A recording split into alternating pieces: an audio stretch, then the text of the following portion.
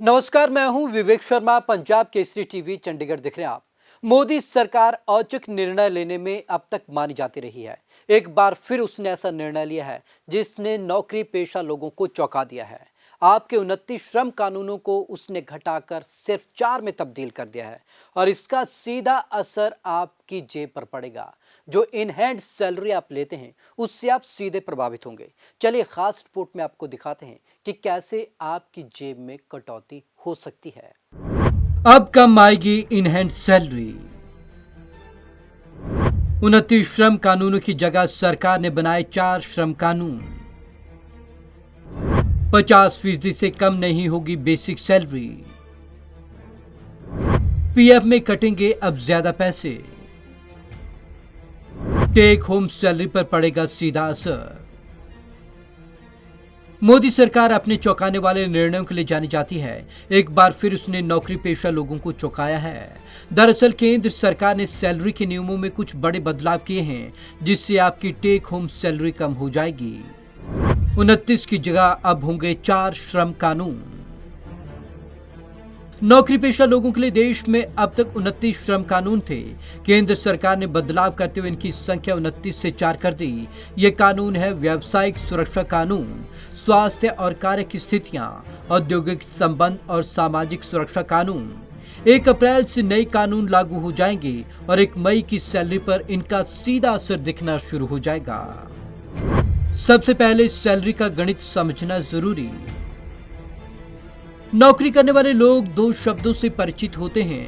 पहला सीटीसी यानी कि कास्ट टू कंपनी और दूसरा टेक होम सैलरी जिसे इन हैंड सैलरी भी कहा जाता है। क्या होता है सीटीसी?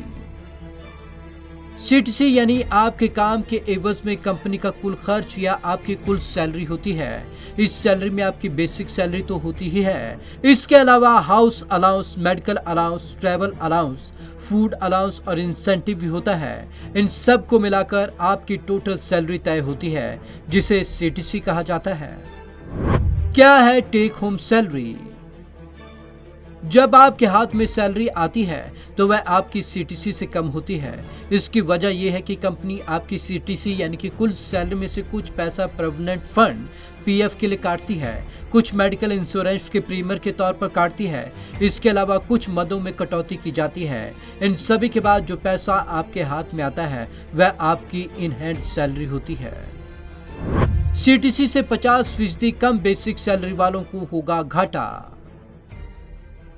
जिनकी बेसिक सैलरी सीटीसी के 50% है उसे कोई खास फर्क नहीं पड़ेगा, लेकिन जिसकी बेसिक सैलरी सीटीसी के 50% नहीं है उसे ज्यादा फर्क पड़ेगा। ऐसा इसलिए होगा क्योंकि इन नियमों के तहत अब किसी की भी बेसिक सैलरी सीटीसी के 50% से कम नहीं हो सकती।